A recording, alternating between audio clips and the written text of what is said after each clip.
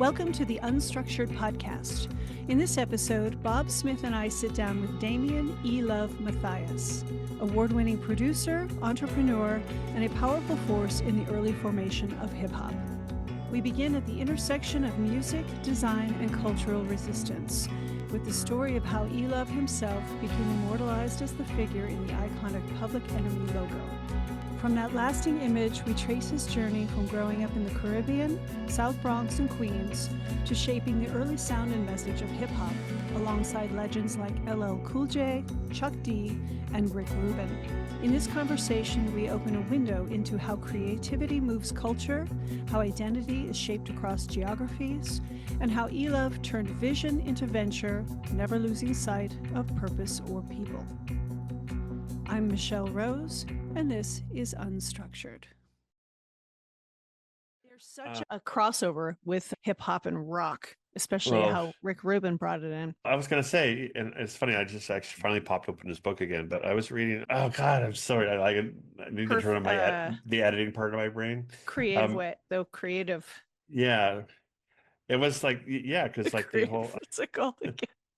What's his book called again? I have it sitting right there. Oh, it's Creative Path. Hang on a second. The creative act. The creative act? The creative act. Yeah. There it is. Yeah. Funny because I've been reading, there it is, William Gibson novels. And so it's funny because I don't normally read fiction, but Adrian turned me on to this author.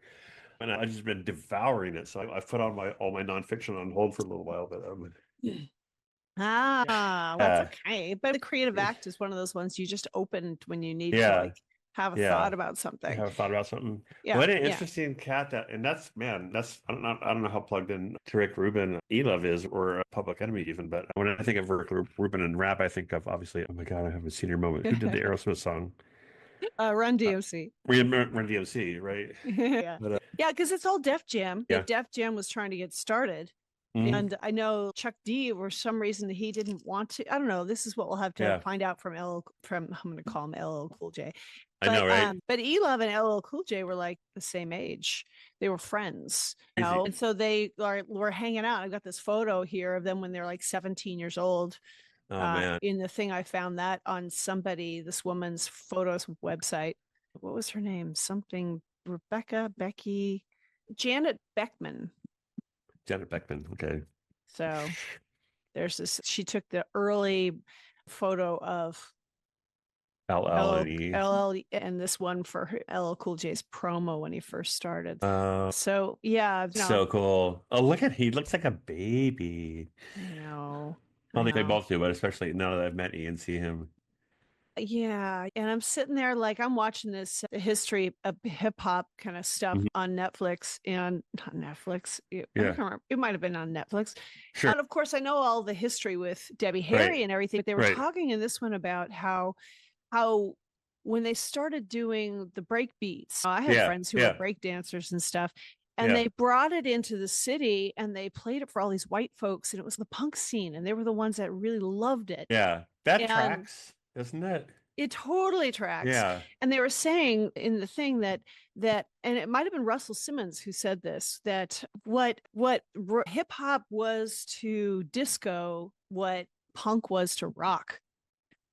Oh, interesting. It's because the disco thing was going on and everyone was all fancy and all this stuff. Right. It was like all glimmery and like aspirational and right. Yeah. And so the punk scene was really open to the whole hip hop thing.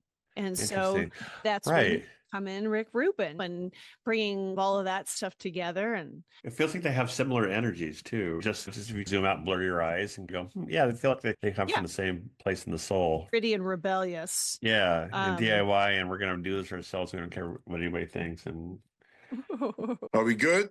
Yeah. I can hear you, but I can't see you. Okay. Well, I don't know why that is. Okay. Let me. Bob can see you though, right? Bob, can you see it? I can not you. I can hear you, and now but it's right now. It's just a card. It's just like it says E-LOVE. I don't know why that's. We are trying to figure. See, it's the promise of technology. I know. Yeah, is it on your end or my end? Because I can hear you guys, and see you. Can you but see me? Huh. Yeah. And I don't know how to, let me see. Oops.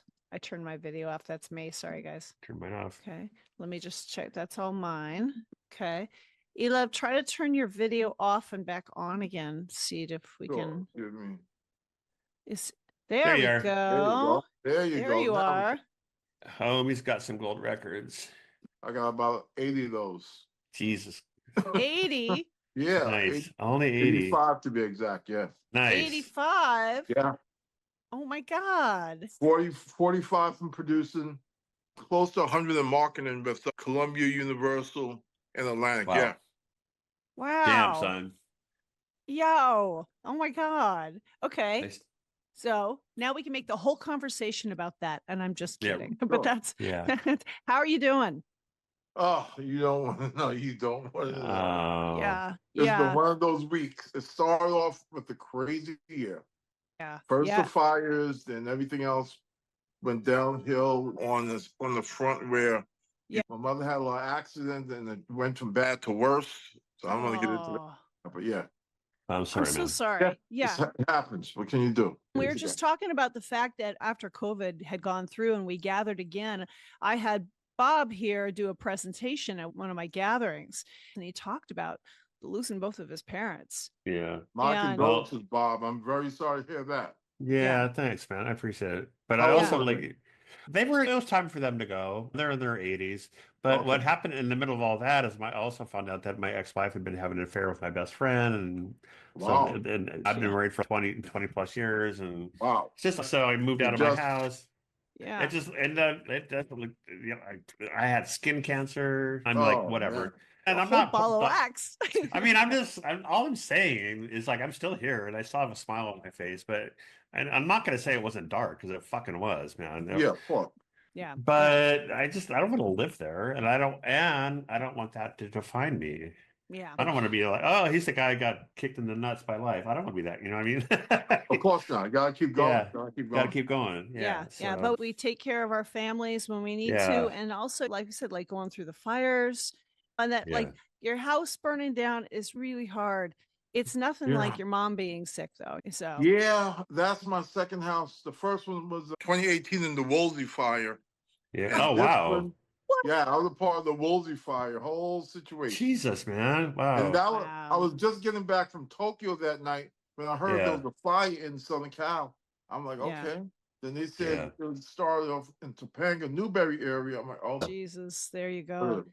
I want to be careful. You're bouncing around a bit there, E-LOVE, when you talk. I don't want people to get sick when they're Okay. watching you talk. Yeah. But you- VR. Okay. Yeah, exactly. You know All how that right. is. Yeah, we'll talk about some of that in there. But yeah, I wanted to say a welcome, and amidst all of the trials and the challenges, it's great to have you here. Thank you. And Oh, and thank you. Like a debt of gratitude, like, showing up and taking yeah. time out of your schedule to talk Oh, to of us. course, always. Totally. Yeah. Yeah. So I want to talk about some fun stuff. It's like the big thing that I think our audience, in terms of coming from art, graphic design, apparel design, music, this whole fashion and music world that Bob and I come from, the most notable thing that people can visually see of you is that you're the silhouette of the Public Enemy logo, which you've got right there on your shirt. And it's really cool. That's like this immortalized thing. But what I love about wanting to talk with you and getting that chance that we got to meet you is that going behind the scenes to see that there's a real person. There's a whole life. There's a whole creative life, and the behind the scenes, the stuff that we do at Struktur. What Bob and I've always done is we've been the people behind the scenes at Nike, the North Face, Pendleton, any of these companies that we work for, that people know our work, but they don't know us. We don't have that visibility. So I like to really pull back into the behind the scenes, the people that are really making a lot of magic happen that we never see beyond the shiny object, and that influence there. And I was doing some more research on this, and I was looking at the Hall of Fame induction for LL Cool J back in 2021. And watching that performance, and he's doing a montage and having a lot of guests on there, and you're on the stage joining him, which makes absolute sense because you were there with him from the beginning. And I'm watching as at the very end, of course, he ends it with Mama Said Knock You Out, which was the big Right. song for me, especially in 1990 when that came out. That's when I started training martial arts. And we were listening to that song all the time while we were training. He's totally tearing into it. That pans out to the audience, and like everyone is out there. And I'm watching Paul McCartney, like singing along and dancing to the song. And I'm thinking, and I'm seeing Taylor Hawkins in Oh, there yeah. year Yeah. before he Oh, wow. passed. And I know. I got teary eyed and I was like, okay, this is that community, right? This is that, like, everyone out there during these Hall of Fame inductions, everyone really supports. And I love how that comes together. And it made me think about that music as a community, as connection, and as a catalyst for change, which is how all of this started as well. And then I thought about Bob and how we all met at another music community event at NAMM in NAMM, yeah. 2023, which was really cool because you were there with Chuck D and the crew there. Absolutely. So I was just thinking about all of that.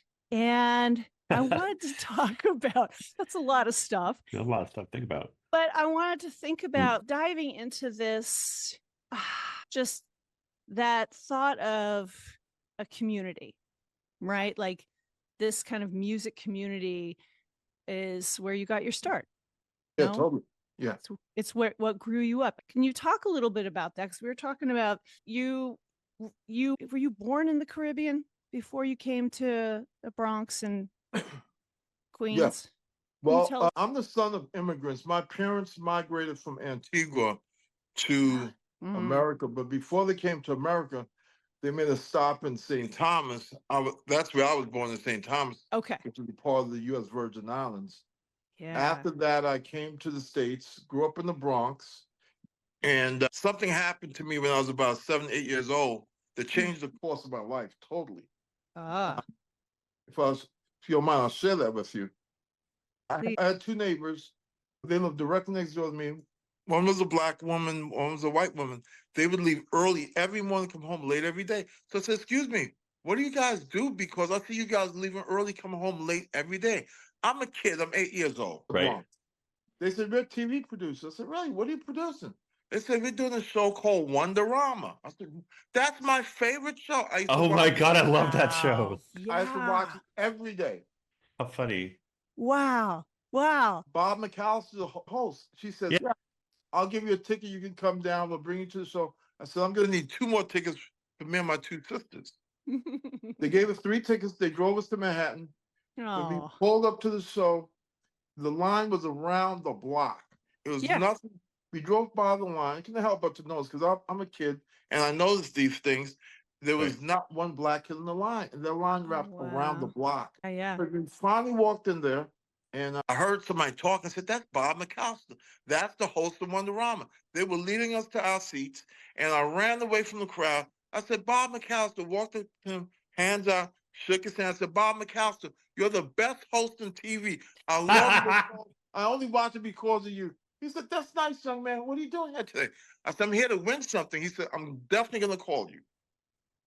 20 minutes into the show, he finally calls me. I'm on the set now. He said, what's the name of the bird on Sesame Street? I didn't know because when I was a kid, only right. Yeah. commercials.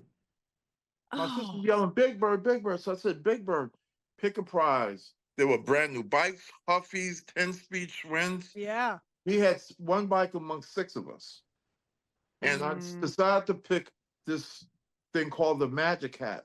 It was a hat that I saw every day with the commercials after school. This guy had a cape on. He would wave a wand over his hat. And poof, bikes, money, everything came out of his hat. So I figured I would take the hat and I would go home and make magic and make everybody a bike. Oh, man. My sister was so ticked with me because all the way home, they kept telling me how dumb and stupid I was because I did not take the bike. I said, hey, hold up. How am I dumb and stupid? I'm the only winner in this car. Right. We get home, 3 o'clock in the morning. I have my cape on, the hat, trying to make magic like the commercial. Nothing happened. Okay, maybe needs another day to warm up. I get to school. The minute I got on the bus, Earl, I saw you on Wonderama. because this was a live TV show. Right, Yeah, right. yeah. So we walk into this class. Good morning, Miss Sheriff. Good morning, boys and girls. Before we get started, boys and girls, Earl, stand up, tell the class, how did you get 3 tickets to Wonderama? Because I saw you and your 2 sisters there. I met 2 TV producers. They're my neighbors. They took a liking to me. So did Bob McAllister. He wants me to come back on next season because I was the winner. I learned the power of marketing from a very young age because Right. the same girls that wouldn't talk to me the week before, they wanted to buy me lunch. They would buy me, they would carry my books. They bought me cookies. Right. I was famous for a week. Oh, And how old man. are you, E? 8 years old.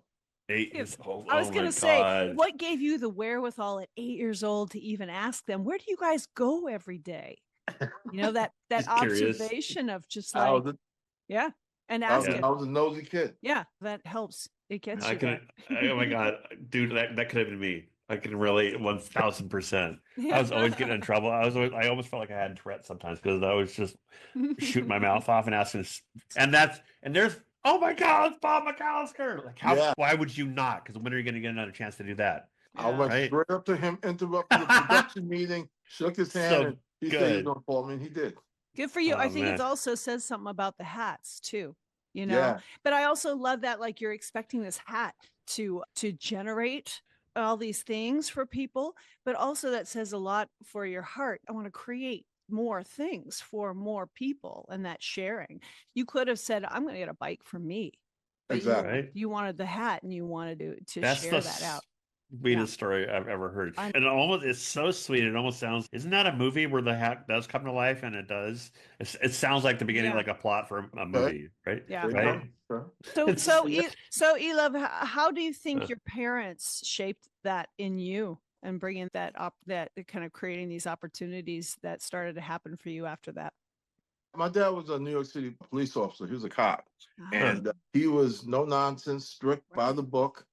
And my mother, she worked for the phone company. She quit her job because it was too much to pay a babysitter. She might as well have stayed home and Yeah. took care of the family and took care of the house, which is what she did. Great job. So I learned the responsibility of running a house, watching her. And I learned the responsibility for my dad being honest and taking care of business, no nonsense, and doing the right thing always. yeah. Yeah. Nice. That's great. So then you're growing up. Okay. I always loved doing my research of this.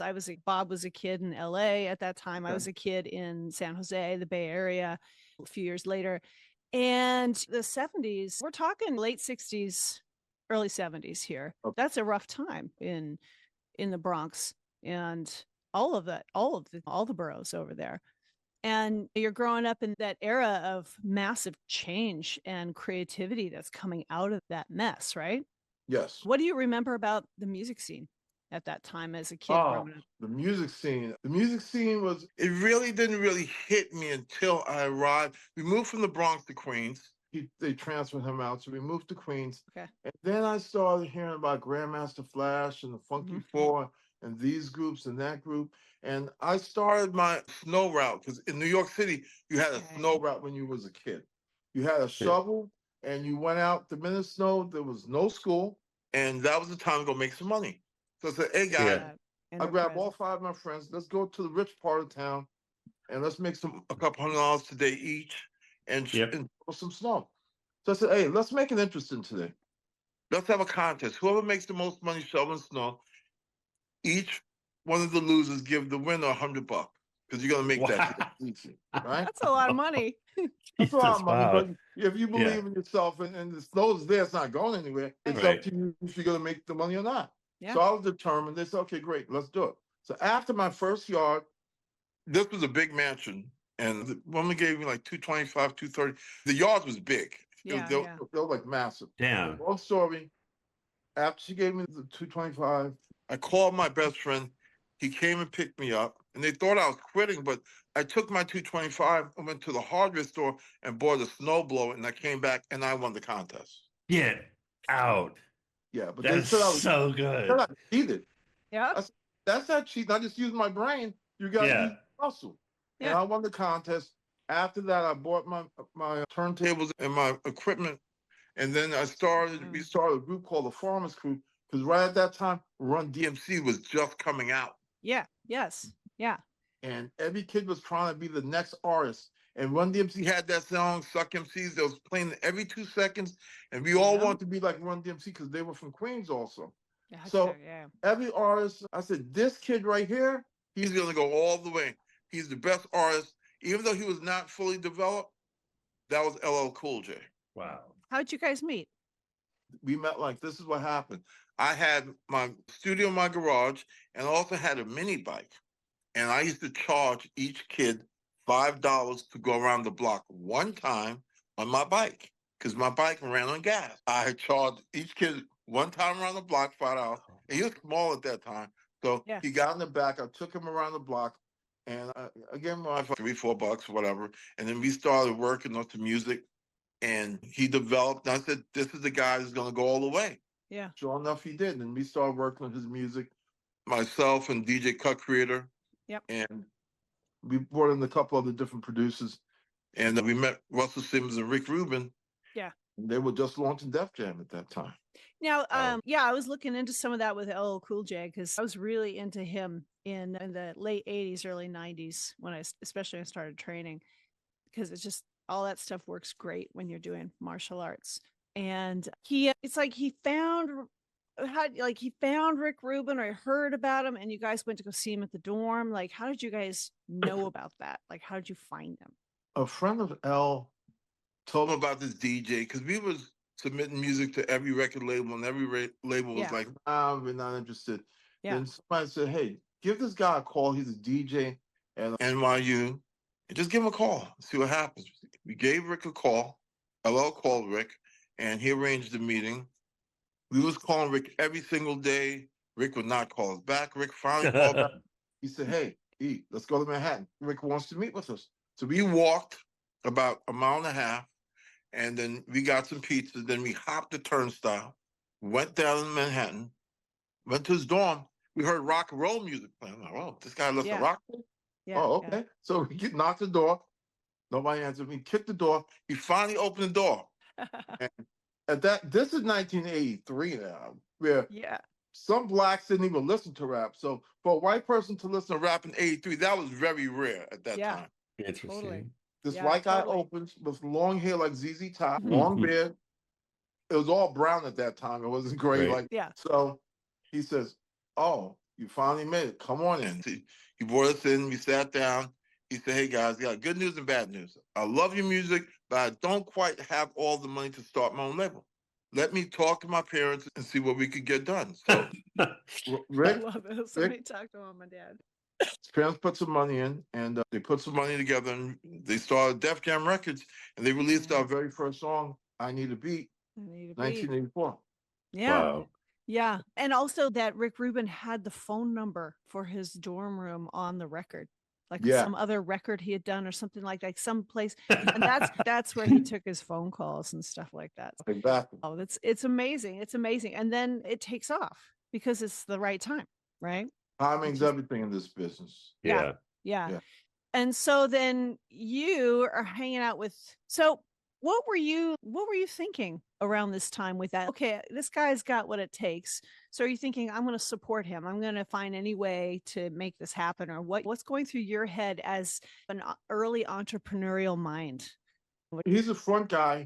He's the artist. Myself and Cut, we started listening and started working on different tracks to try to come up with different music that he could rap to so we could have a B-side and other songs, because you're just not going to make it on one song. One song gets you in the door, but you have to have other hits to keep you in the door. Mm-hmm. So our process was trying to come up with different songs and different show ideas, and we did that.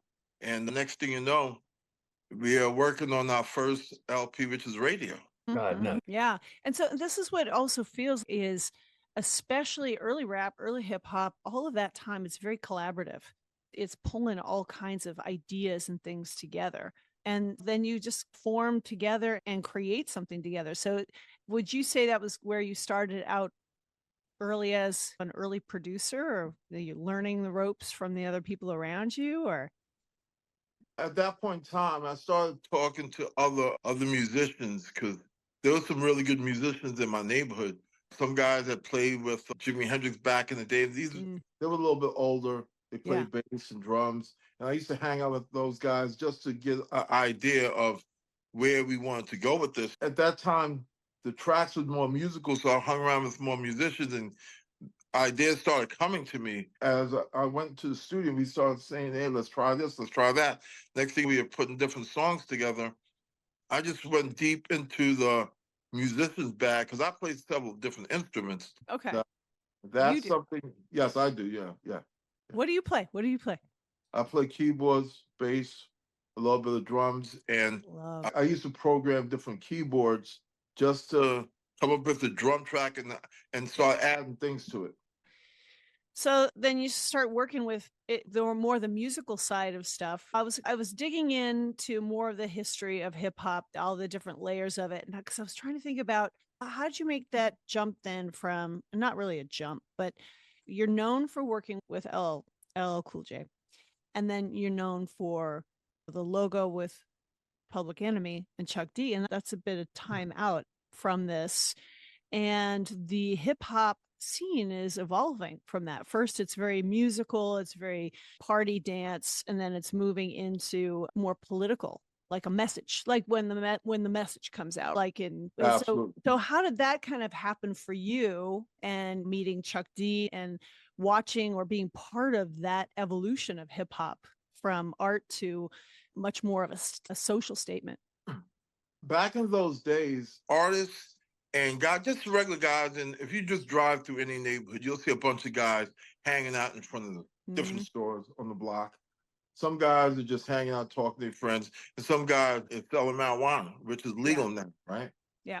There was a picture of me in this magazine with my arms folded, and I was in what's called a b-boy stance. Yeah. But Chuck took that picture of me out the magazine, and he put a bullseye on top. Because Chuck went to school to be a graphics artist. He went to college, actually. Yeah. And he took that picture, he put the bullseye on top, and he says, E, I'm going to pay you. We want to use your picture, and we want you to be the logo of Public Enemy. I says, great. This is not early 80s. I had no idea what that meant at that time. Neither did my attorney, because I signed the back contract. I was just joking. At that time, it was early on. That symbol in the b-boy stance, that represents every guy in the neighborhood across the country, because guys was in the b-boy stance on the corner just chilling. So that was the symbol of a guy in every neighborhood in the b-boy stance on the corner. Yeah. So can you tell our audience too also what the b-boy stance is? I'm going to assume a lot of people know, but I'm going to assume some people B-boy don't. stance is just when you fold your arms like this, you have your arms folded, and you just posing and you're just hanging out. You listen to somebody, you might be listening to music, or you might be waiting for somebody, or you might just be thinking about something for a second. That's the stance that every b-boy used to stand back in the day when there was either a rap battle or a dance battle, and some guys was waiting for their turn, and they just stood in the b-boy stance. So I used to rock the b-boy stance on stage with Cool J, so everyone knew me from the b-boy stance. Yeah. And why was it called b-boy? Why were b-boys? B is for break dancing. So break dancing and b-boy, they like go together. Just Beat Street, King of the Street. Yeah. And that B to b-boy stance, go together. Yeah, I didn't. I of all the years, I had friends in middle school who were on breakdance teams in San Jose. I've got photos I found the other day of 13-year-old kids breakdancing, and some of my boyfriends and stuff like that. And it never occurred to me that breakdancing came from the break in the beat, the break beat. That in the whole thing with rap hip hop, what some of the guys were saying from Run DMC, that when they were first going to do the Aerosmith song, that they didn't even know they were singing in it. They'd known the beat because everyone was using it, but they didn't know they were singing in it because all the DJs would just bypass that, just cut it out. Yeah. Cut it out. So I never put them together, breakdancing with the breakbeat. And so that just is me going, I don't know, I'm just part of all of it, not putting assimilating all of it. And the breakbeat came from the Mercy beat, is that right? Exactly. Yeah. Which is the old James Brown. Everybody sampled James. Every artist sampled James. I don't care. East to West, we all sampled James. Yeah, he was the best. So how did you meet Chuck D is what I wanted to also find in there. How did you get I met Flav before I met Chuck. I met Flav in Long Island. A friend of mine introduced me to Flav, and right away we clicked. And he told me, "Yeah, we're about to get signed to Def Jam." I was like, "Really? Okay." So I was in touch with Flav. Then I met Chuck at the office. Bill Stephanie and Hank Shockley, the producers from the Bomb. Right. Hank Shockley. Yeah, they introduced me to Chuck, and me and Chuck hit it off right away. And the rest is history. I mean, Wow. every Chuck goes, I'm there. Yeah. So Yeah. so this is just, forgive my ignorance, but so Rick goes from a dorm room at NYU to, now you just said office. So there must have been some point where this became a viable thing and like they started signing other artists. Like how long did that take and when did that happen? Happened pretty fast. Yeah. They were in mid lower part of Broadway. It was a one-room office. Russell had a desk. Heidi had a desk. Only room. Everybody had a desk in one room with 5, 6 desks in one little tiny room. Yeah, yeah. Wow. Next thing you know, they're signed in Public Enemy, they signed the BCs. Next thing you know, they moved to a bigger office and a bigger office. And we were working at Chung King 4 or 5 nights out the week. This is when you worked on one song for 5 days, 6 days, which is unheard of today. Where artists knock out 2 songs in a day, sometimes 3 songs, because the production that went into one song back then, they don't put that much production into one song now. The track is very simple. They're very minimal, and artists, they don't really perfect their rhymes and perfect the songs like they used to. Where one song could take us a week and a half to do one song. Wow. Yeah. But that's just how things moved back then. And then you had much more marketing that went into it, and a song would have a longer life than it does now. No, I'm so glad you mentioned the marketing, because I started the street team. I was working before Def Jam launched. I was working for a guy named Peter Gation. Oh, yeah. We were talking about him. Peter owned the Tunnel, the Limelight, the Palladium, and Club USA. Wow. He ran the club life in the 80s. I was putting up the posters, bus stop billboards in 5 boroughs. I went from 50 kids in each borough up to 800 kids in each borough. good Lord. Wow. We started the street team in the 80s before Def Jam. So when Def Jam rolled around, it was only natural for me to keep doing the street team. Just I'm plug not it doing in. it for the club. I'm doing it for the label that I was signed to. Yeah. And so that just seems to be something that you are naturally, your whole story just pushes right into is you're just naturally a connector, getting information out, like connecting people, connecting ideas. Would you agree with that? Oh, absolutely. It's all about marketing. Everything that's made is made to be sold. Yeah. Or you be making it. So my thing is, at that point in time, there was really, cell phones really did not exist 80-45. You had to be like a millionaire to have a cell phone. Right. Had pager. I had a pager. In the 80s? Did you have a pager in the 80s? We had did? the pagers. Oh, everybody had a pager. You had a pager and a roll of quarters. Yeah. And, I got to make a phone call. I'll be right back. You can find the phone booth and turn to Superman and go in that phone booth and handle your business. I was just too young to do that. Okay. Yeah. So then what did I wanted to talk about how you guys are basically creating a culture, right? I was saying in here, creating a new music, creating a new culture. You're creating a scene. And a lot of times people are creating a scene without realizing they're creating a scene. But I think you guys are really like you're seeing some opportunities that started building up in the 70s and the 80s are really when it's getting built up, right? Oh. And you're seeing opportunity and you're seeing people really like it. And that's really clear when we look back on it now. What did it feel like for you in there? Like you're late. By then you're in your early 20s probably, right? And you're building a career. Did you have a sense that you were building a career or creating something and building something new with this circle of people? Yes and no. You're just really focusing on the next song being a hit, because a lot of artists was coming and going and they had a hit, then you never heard from them again. So our main thing was to keep the songs coming, because if you have hit songs, that means it's going to be on radio. Yep. That's when radio totally dominated. Not like today where you could download from Spotify and Google Music. Where radio was it. There was nothing else. Everybody heard your song by that DJ that will put it on at the radio station. Yeah. So if it was not a hit, the DJ's not playing it, and you're Yeah. out. So our thing was to keep making hits, So keep it's the next basic. song being better than the last song. And So it's existential, right? You're like just trying to keep it going. absolutely. Yeah. Interesting. And you also have in 81 we had MTV hits, so that was already starting there. But Yo MTV Raps doesn't hit until when? When was that? Late 80s? Early 90s? That was late 80s, but things happened way before MTV. MTV Raps, there was a show called Video Music Box. Ralph Oh. McDaniels. He was a homeboy with he was the urban MTV. He played every hip hop video all day, every day after school. You rushed home because there's nothing on your phone because you didn't have a phone. You didn't have phone. You rushed home to watch Channel 31 Ralph McDaniels Video Music Box. He was your MTV before. Oh man, that makes sense. So that makes sense. He played everybody's video. Yeah. I remember Yo MTV Raps came out after a lot of people had already hit, and it almost felt, and you're right, I think it was the mid 80s, I want to say 84, 85. Exactly.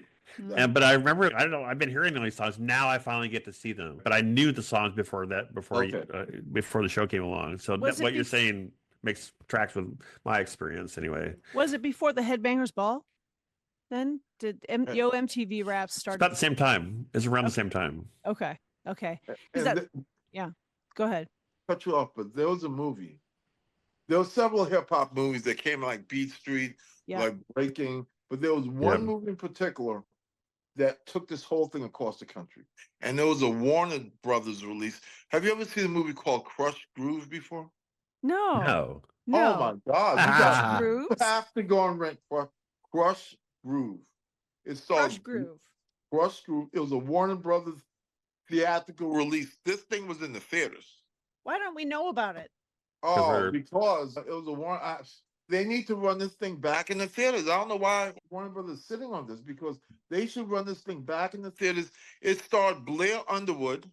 This was Blair's first theatrical role, because he was a TV actor at that time. He was on One Life to Live. Yep, I remember. It starred She was the rich girl. Sheila E. Yep. Run DMC, Curtis Blow, New Edition, the Fat Boys, and Leo Cohen was even in the movie, and so was Rick Rubin, and so was Russell Simmons. It's a classic. You have to see it. All right. We were working as extras on the set. Every day I was talking to George Jackson, rest in peace, George. He was one of the lead producers on the movie. And I said, George, do you think we could get a role? Earl, listen here, E-Love. I can't. The script is written. All roles are taken. Okay. Right. But the third day I'm looking at the script. I said, George, let me ask you a question. This is simple. There's a role in here where this girl walks in and she auditions for Rick Rubin, Jam Master Jay, Dr. Jekyll, and Mr. Hyde, and DJ Galaxy. It's a classic scene in the movie. She walks in, and they told her to come back. So what about when she's on her way out, LL Cool J, E-Love, and DJ Cut Creator walks in, and we audition, and then they throw us out. Let's try it. So we tried it, and guess what he did? We're going to keep that. That was the most iconic moments in the movie. You got to go see it. It's on Netflix and it's on Hulu. I'm watching it. You know what's funny about that to me? And this is Michelle, and I'm saying this to you, Michelle, but like that is exactly that kid running up to Bob McAllister at the show. That's exactly the same kid. Doing that. Yeah. That's that. Yeah, and that's because why? Like, what do you got to lose? And like I said, and it's existential too. So I just want to keep my thing going. And you're just like the community. Everybody's thinking that way. Everyone's moving that way. And it's all what if? And why wouldn't I? There's no fear. There's no shame. There's no. None. Yeah. And that's one of the messages that I find really important for the creative audience that I like to the creative community is take chances. Cause I think a lot of us, myself included, grew up not taking certain ones, like what you regret 100% of the chances you never take. It's like you don't regret the ones you do. And so I think when Right. I hear these stories of people who have done gutsy things, and people like to turn it around and say, Michelle, you've done some really gutsy things too. And I say, forget. But I have to constantly remind myself, like, don't hold back. Ask the question. Bob's going out around making friends everywhere he goes because Well, he's approachable. He talks, people talk to him, and he get but I work out can't. of it. It's not. But Yeah. I know you get this because I know you're just like a friendly, happy guy, curious about the world around you, right? Yeah. And I drives my wife nuts because she's an introvert, and I'm like, don't talk to that guy. I'm like, Mike. Oh, sometimes yeah, they're gonna rip you off, whatever. But I just like people. I'm curious, right? Gotcha. Yeah. Yeah. Yeah. And that's what I love about sharing the stories because it's inspirational. Just hearing that, and people don't know that about those of us that are behind the scenes in that. And I think it's incredibly inspirational to hear that piece because you get to have these experiences and be part of shaping things, and you're still doing it. So that's the other piece that Absolutely. we haven't continued to talk about yet. We'll talk about in the second half here is that Sure. but you're still doing it. You've still been doing it and taking chances. You haven't phoned it in early. Like you're not phoning it in Yeah. because you've done it earlier and hit it big and now you're done. It's just innate in who you are. And then bringing people together and creating opportunity for other people as well. And that's the community piece. And so yeah, I wanted to think about how that we were talking about wanting to talk a little bit about politics as well. And I thought and I was thinking about that and I want to work into some other things that you've been doing. But I was thinking about the fact that the scene really did evolve and become the scene with a message, a scene that's really politically charged, especially through the 90s. So the 80s is this glory time. And then the 90s comes in, and things get really big, things get really intense. It really shifts. LA comes into the scene in a big way. And then it moves into, oh, of course, ending with Napster and some of that stuff. You want to share any experiences around that decade that as it starts to evolve? Actually, can I set you up for this, a little bit? Because when Go, you go said for that, because I remember when Do the Right Thing came out, and like how seminal it felt, and how huge and how massive it was. Spike Lee's film, and Oh, yeah. obviously, and then 911. There's a couple PE songs in there as well. And I just remember, and I'm a white kid in Portland in that late 80s, yeah, it Yeah. was probably 89 when that came out. And it just shook me. It was like, I loved how it was like political, but it wasn't like, fuck you. It was like more like Spike Lee was observing this thing happening and then showing the rest of the world all about it. And it was so powerful and so passionate. And it made a huge impression on me as a kid growing up in Portland, playing in rock bands. I'm like, God, this is really, it felt really vital. Can you talk about that a little bit? Yeah. 89. I remember 89 like the back of my hand because that was around the time Do the Right Thing came out. Yeah. 89 was an interesting year for me because we were about to release our third LP, and we just decided to take a break from being in the studio that night. And I went out to Long Island, drove back to Queens. I had two of my guys with me, and I got shot in 89 8 times. I was in the hospital for 3 years. That was in Oh my God. 89. Yeah, that was in 89. Okay. Yeah. That was a very interesting time for me. Yeah. I was in the hospital for 3 years, two major operations, had a double barrel colostomy. What It happened? took 1 year to rehab. Yeah. It was ugly. So that kind of was like the bump in the road. That was the fork in the road in my career, in my life as a whole. And I regained everything in 89. I said, you know what? Back on my feet. I went to school in San Francisco afterwards. That's when I lived in Marin County for a while. Okay. And I decided I was not interested in jumping right back into music right away. I was going to take a break from music. And I met a friend of mine, and she introduced me to a guy. He was the governor, and he was running for president of Arkansas. And I wound up raising $12 million as part of the PAC group that she brought me into. And we were instrumental in electing the 42nd president of the United States, Bill Clinton. Yeah. That's when I got involved in politics. Okay. Interesting. Yeah. That's so interesting. That's so interesting. Okay, I want to reel back a little Go bit. for it. Right. No. There's a lot going on because also the 1990 was a pivotal, difficult year for me as the rock bottom of my life too. And I didn't get into politics until that election as well.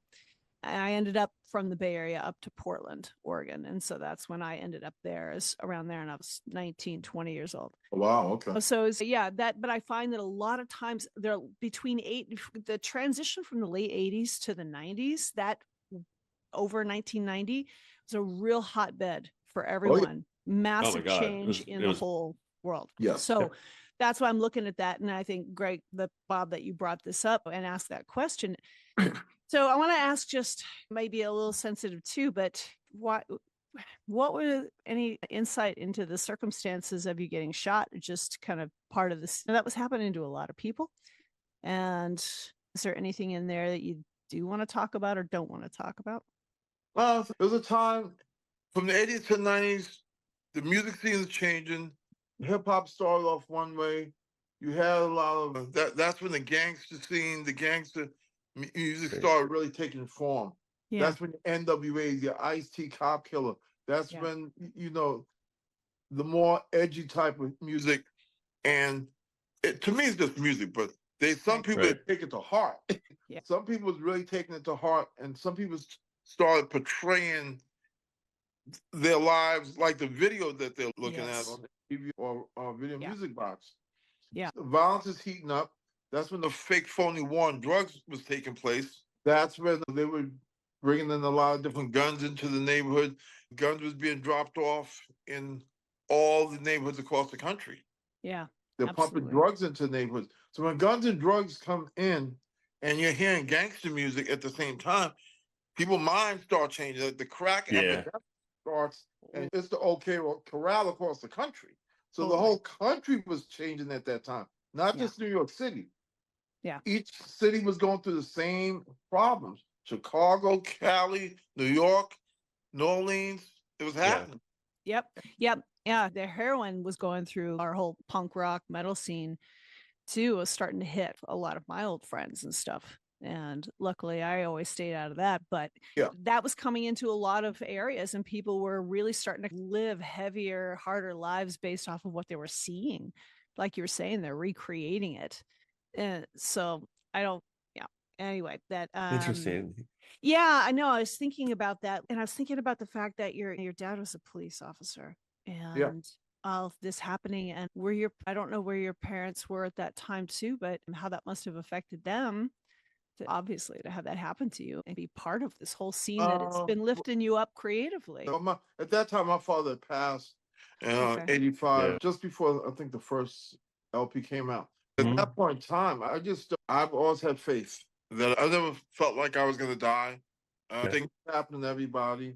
And there's been a lot of different artists that get shot along the way. And some didn't. I lost a lot of my friends between 89 and today. Guys, it's the world we live in. It's not just, this is happening every day. In schools, in churches. God, no shit. Is the world we live in. Absolutely. And it's happening more and more the older we get. Every day. But so then you're recovering in the early 90s. And then after that, what did you do? What did you decide to do? I had a long talk with a good friend. He was the manager of Run DMC, road manager, became president of Def Jam. His name is Leo Cohen. You're familiar with Leo, right? Okay. Leo Cohen. Huh? I'm not. Okay. So Leo Cohen was a club promoter from LA. He started off as a club promoter. He met Russell. Russell hired him to be Run DMC road manager. Okay. Then he became Run DMC's manager. Then he became president of Def Jam. Then after president of Def Jam, he went to Warner Brothers Music, and he signed a bunch of big artists. You name it, he signed them. Okay. And now he's president of music worldwide for YouTube. Oh, wow. Wow. Interesting. He used to own a label called 300 Entertainment. I think they just sold it for $300 or $400 million, something crazy like that. Yeah. One of the most successful guys in the music business, Leo Cohen. And Leo told me, You seem like a different person. You need to go to school and get your mind together. The music business is not going to go anywhere. You have credits. Everybody respects you, knows you. You can always walk back in here. I said, okay. Look, at first, I didn't want to hear that. I said, oh, I want to get back on the road. You're all ready to "You get know going what? again. No, Leo, I think you might be right." So I went to ACT, American Conservatory Theater in San Francisco, downtown. At that time, I moved to Marin, and I'm going to school for writing, producing, and directing films, documentary, and commercials, and music videos. So right after that, I said, I'm going to take a break from the music business for a while. That's when I got involved in the political world with working on Bill Clinton's campaign in '92. Wow. Okay. Interesting. Was that a big pivot for you? Was that a big pivot for you to go from like music to like, it seems like it is, but Not really. I'm going to tell you why. no. Because at the end of the Let's see day, it. all a politician's asking you for is his vote. And your vote Right. is buying something. So you have to really believe in somebody to vote for. Right. And for me, I believed in Bill when I met him. Because when I met him, he was the governor of Arkansas. And this was Bill before he before he was Right. elected. Yeah. So he was much more Yeah. personable. And we went out a couple of times and we hung. And I said, you know what? Interesting. I'm going to get on this campaign. And we raised $12 million for his campaign. We was Yeah. instrumental in getting him elected. And I actually did a pardon under Bill under his second term when he was about to leave. We got this guy from Mexico pardoned. Really? Yeah. Interesting. So you're not just goofing. You're actually in pretty deep with this. You're not just flittering around politics. You're actually involved. Yeah. Like Yeah. with the Yeah. president No, of the United I'm States. a lobbyist. I don't know, but I'm a lobbyist. I didn't know. No, I it didn't makes know. total Yeah. sense though. It I'm a totally lobbyist. makes sense. Yeah. There's also another artist named John Forte, who was a part of the Fugees. Mhm. John got Yeah. caught in the cocaine situation, and I actually mentored John Forte while he was in high school till after high school. I got him into this academy called Exeter Prep Academy. It's in New Hampshire. Yeah, Exeter. Yep. Yeah. Yep. When John got into his cocaine problem and he was arrested and convicted, the case started off in Dallas, Texas. And it ended up in New Jersey, where John was arrested. And when he got arrested and convicted, the governor of Texas was George Bush Jr. Right. When he got him Right. pardoned, the president was George Bush Jr. So we got him a presidential pardon. Carly Simon, myself, and a bunch of other celebrities, we put pressure on George W.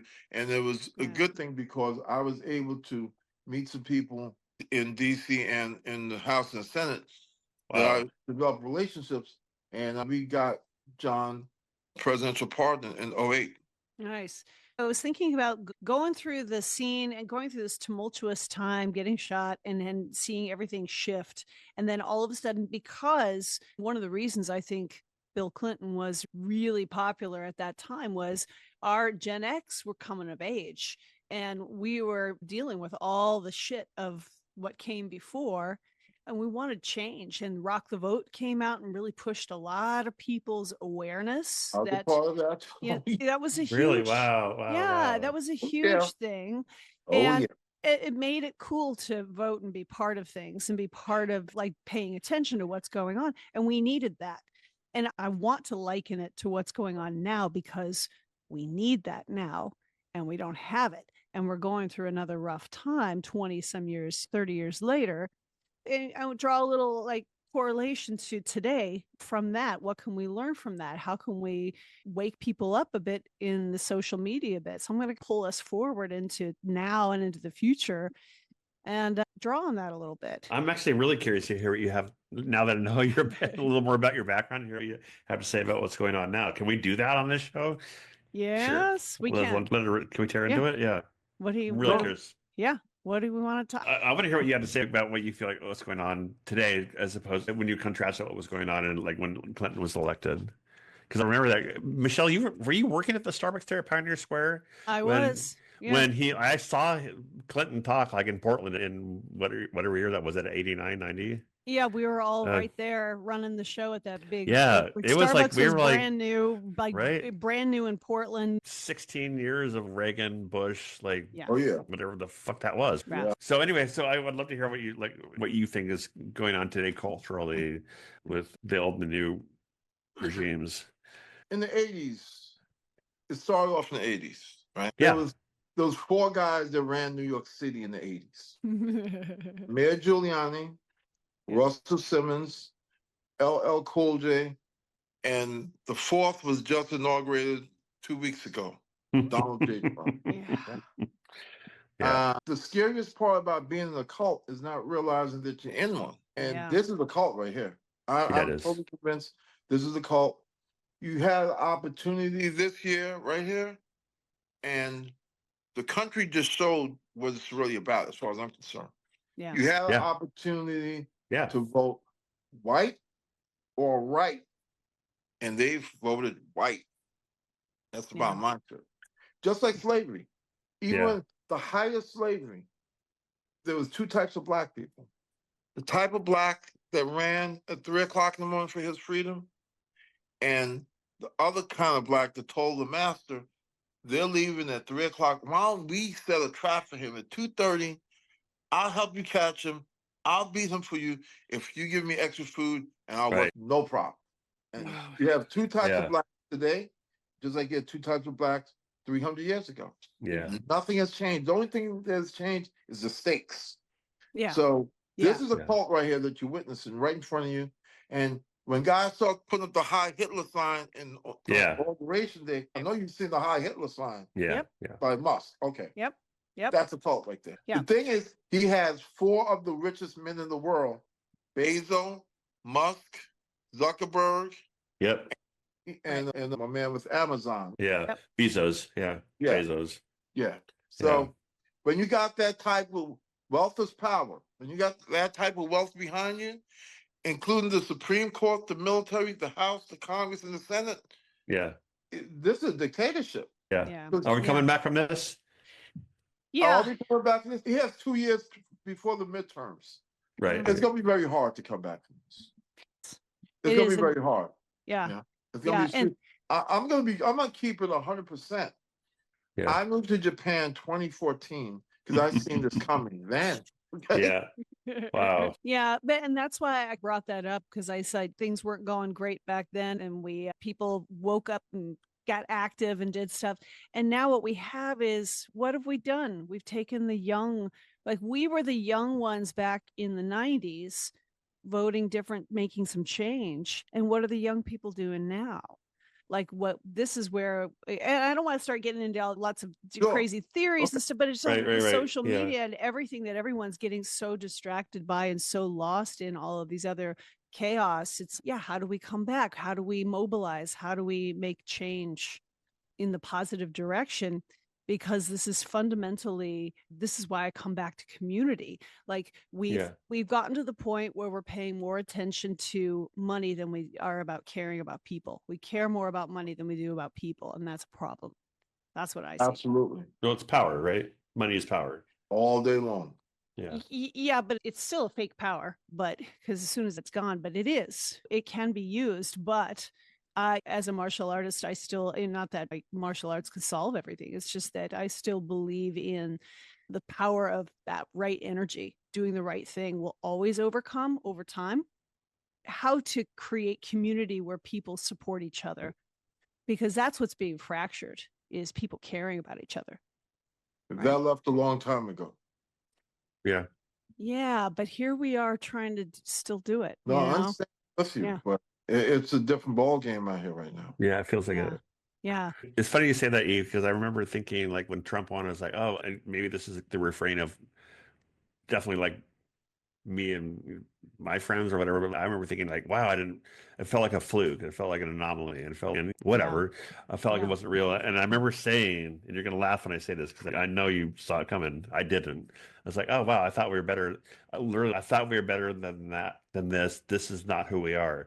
And it's like, no, you know what? This is exactly who we are. We got exactly. 100%. We got exact. And it took me a long time to get to that point where, oh shit, this is who we are. Like, and it started with slavery, and it kept going, and people got mad and energized when Obama won, and they're like, this is like the vengeance tour. Yeah. Like they're finally we're Totally. like, how veiled is it? Make America great again? Wait, what? Like, what is that? How veiled is that? Not very at all. It's grim. So how do we keep going? And I think I always come back to the creative work that we all do, that we're really driven to do, and it feels very important. And how do we utilize the thing that is also making it both harder and easier? I don't know, technology, like all the technology, the social media, the VR, the AI that's coming in. And I know you're part of this. You've been involved and are keeping that moving forward. What do you think about all of that and the things it's doing to hurt, the things it could do to help? What are your thoughts? Technology is going to have to play a major role moving forward because the way things are set up right now, you can't do anything without technology. We were actually in the process of doing a tech program with the young kids in Japan was going to come over here. We were going to have a tech pavilion where we were going to compete who can make the best robot in the course of 60 days. Oh, wow. I have a string of kids in Japan. These kids are geniuses. Yeah. And we were going to set a situation up where they could come into New York for 60 days during the summertime, and they were going to bring and build their robots. And I have some really sharp IT kids in the city. They just don't have any money. They were going to be funded by a tech company, to whereas they can build their robot in 30 to 60 days. And we were going to see who had the best robot at the end of the summer. Okay. And we were going to give all the kids laptops, desktops, tablets to keep their energy going. And this is going to be all for free inside a tech pavilion that we were putting together. This was before COVID happened. What happened? Everything got sidetracked. Yeah. Then the Olympics, what really did it for me, I was on the 2020 Olympics Committee for Entertainment before COVID. After I bought Stanley and Jeremy Renner in 2016, but 500,000 people at the Comic-Con, the first Tokyo International. I'm one of the co-founders. Then they put me in the Olympics Committee for Entertainment at a $60 million contract to do opening ceremony, closing ceremony. I know you guys seen Snoop and Flavor at all the Olympic events last year. Yeah. But I was doing the same thing in 2020 in the Tokyo Games. But then COVID hit, they put the Olympics off for 1 year in 2021. They had it. And they finally decided to have it with no fans. So I lost my $60 million contract. So that was a Darth Vader for me. Yeah. And I'm still rebounding from that scenario. Sure. But technology's going to have to play a major role. And the kids are really into the video games. So to teach kids coding, programming, and game development at a young age keeps their mind going. Yeah. Well, and the networking as well, because I think that's a huge part of it. Because like a lot of talk about giving kids money and education, but you also have to build that network. So you get that job. You can either do your own thing, but I know a lot, like when you talk about white privilege, a lot of that is people in positions of leadership in these companies where they can just get an internship and then walk right in. So I think a lot of this, there's what you're talking about is like a big part of it, a big start of it. But I feel like the second part of it is actually plugging these kids into these networks where they can find jobs and lead companies and things like that. Absolutely. We had a program set up in Los Angeles, myself and my attorney. We actually put 100 kids through college in the last 15 years. Nice. Congrats, man. That's awesome. Yeah, thank you. Appreciate that. Thank you. Yeah. You also did before COVID hit, when the Comic-Con, you got to bring Stan Lee before he passed away. That's right. Oh, yeah. That was 2016 in Tokyo. That was one of my highlights of my career. Stan was a really great guy, and we had a blast. Did you ever see the trailer? I thought I sent it to you. Yeah, you did. Yeah, it's awesome. Okay. Yeah, so that was one of the highlights of my life, to be honest. Yeah. Now, how was that your idea to do it? How did you end up connecting with Stan? I connected with Stan a long time ago. Did he have a game show? Huh? Did he have a game show? Sorry, that was cheap. That was cheap. Okay. Yeah. I had a great relationship with him before. And he seems like a really cool guy. Yeah. Stan was a down-to-earth guy as they come. The bigger the artists, the more down-to-earth they are after you get past the gatekeepers. Stan was a great guy. and he agreed to come out. We gave him we paid him really well to come out for 3 days. And we had about 500,000 people there in 2016. And that was the first international Comic-Con in Tokyo ever. And so every year they do it, same year, same month, this first week of December. So Yeah. this December, I'm looking to bring DMC and some other major artists out, probably PE and some other artists out to Tokyo for the 10th, I think the 10th or 11th annual Comic-Con in Japan. Damn, they're gonna go Nice. ape shit for that. Oh, absolutely. I'm looking forward to that. Yeah, I was going Man. to ask you, what do you have on the docket for the future plans, ideas, things that you want to see happen, make happen? Oh, my list, I'm looking to complete both of my video games, Fearless D, and in that corner is a boxing game. Both games have a soundtrack with classic artists as well as current artists. Yeah. And then on top of that, I'm looking to roll out the reality show and to complete my HMD, my head mount display, my version of my Oculus, which is Oh called wow. Yeah. Why were you doing that one? We talked a little bit about it, but if you want to tell the audience and Bob why you decided to work on your own VR headset. I started working on VR headset 2015. And I got funded 2016. The same year Oculus came out, I was funded by my seed round by a company named Polypool. They're a publicly traded mobile gaming company. They're out of Tokyo. And when I started making that HMD, the difference between my HMD and everybody else's HMD is theirs was just entertainment. Mine is part health-wise. I really can't get into it because of the IP situation, but it actually was something that helps with PTSD and autism. And it was even being tested by a doctor at the Yale affiliated clinic in Connecticut that treat veterans for PTSD. And he was using my HMD for a 6-month trial. And he said, over the course of 6 months, I see the difference in the numbers are starting to go down. The veteran. Why'd you want to do that? What drove that desire? Yeah, I'm curious. You have a lot of men and women that serve in the war, man. I have to take my hat off to anybody that's serving in any war, because I'm gonna be real. There's no way I'm serving in anybody's war. So anybody that's brave enough to do that, I have to salute that person. No ifs, ands, or buts about it. Yeah. It's something that I thought about. I'm like, they would get some benefits from this, as well as not just from the entertainment side, but also from the health side. And I thought it would be a great component to separate yourself from every other game out there. Everybody has a game, but my game is part health at the same time. Michelle, it's like his magic hat. And I'm sorry I keep taking back to your childhood. It's but it's like your magic. And that's the thing that I remember this. I've talked to you. This is the third time I've talked to you now. That's great. And that's fine. That's how I get paid the big bucks. No, but I remember when I met you in the second, I am really inspired by not only your hustle, which is amazing, but your heart and generosity.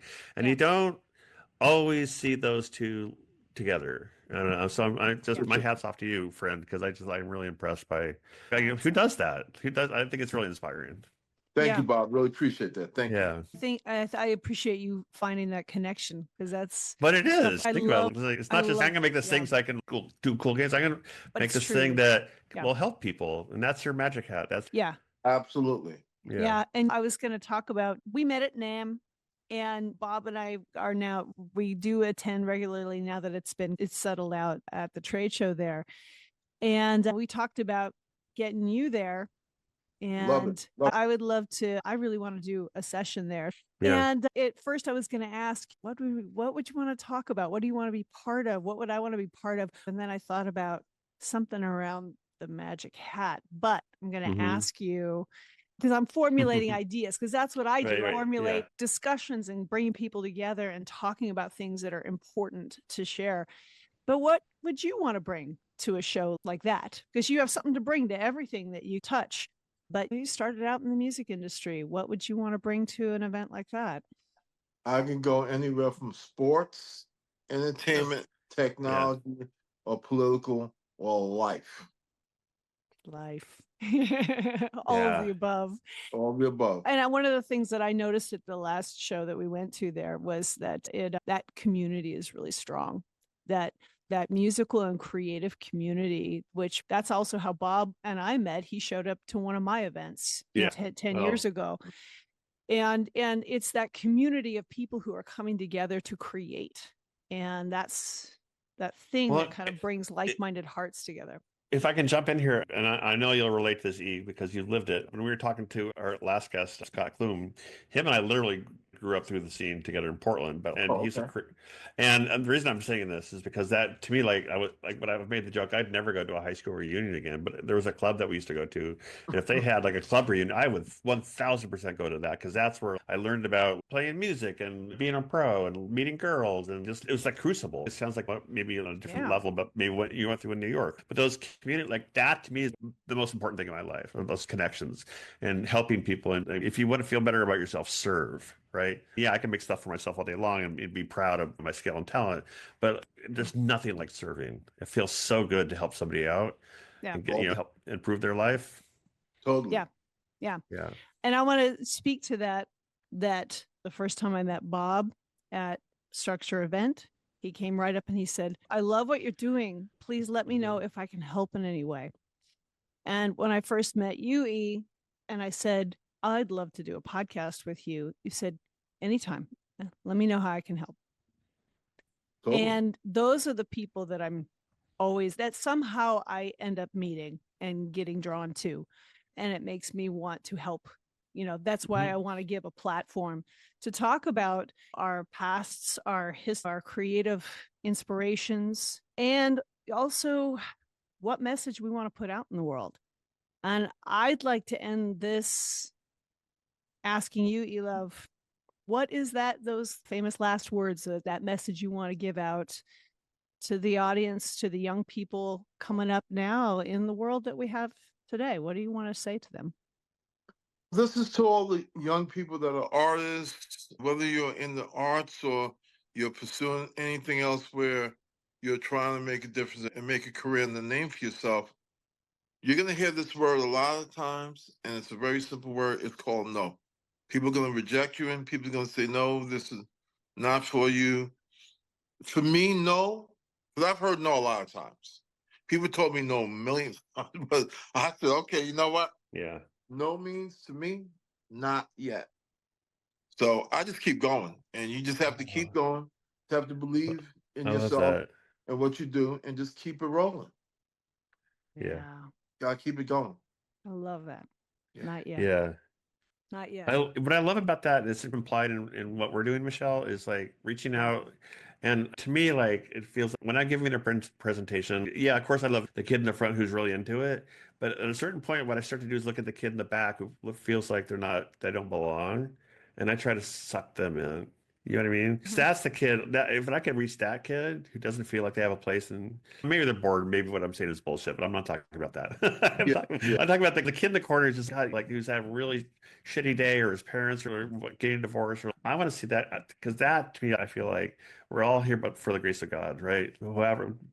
I feel like I've been given breaks and opportunities because I was in the right place, and I knew the right person, and all I want to do is be able to help in the same way and pay it forward, or whatever you call it these days. But that's what I was trying to say without getting too squishy, is like, you can't beat that feeling. Yeah. It's almost a little selfish. And I know you know this, E, because like you live your life this way. I'm in the ego business. Absolutely. Yeah. Ego business. Yeah. Oh man. Hey, anyway. Thank you for joining us and having this one of, I'm sure, more conversations to come in the future here. Yeah. And if there's anything else anybody else wants to add. Yeah, I'm so grateful for your time. I know you're busy. I know you've done a lot of shit. You got some shit on the wall back there that I like. I know you. The gold records. Some gold records. I appreciate you taking some time talking to like this skinny little rube. So I appreciate it. I really do. Anytime. Thank you. Yeah. You're welcome. Yay. And all the best to your mom, your family. Yes. Yeah. Yeah. Sweet. Awesome. All right, thanks, man. guys. Yeah, everybody take care. It's been a pleasure. Thank you so much. Thank you so much. Right. Cheers. Right. Talk to you soon. You have been listening to UnStruktured, the podcast from Struktur Society. If you enjoyed this episode, please download, share, like, subscribe, and add your thoughts and suggestions in the comments. Also, please consider a Substack paid subscription to help us bring even more meaningful content and connection points to you and our creator community. Here you'll find articles and news, as well as the podcast and additional content. We cannot grow without you. Thanks for listening, and talk to you soon.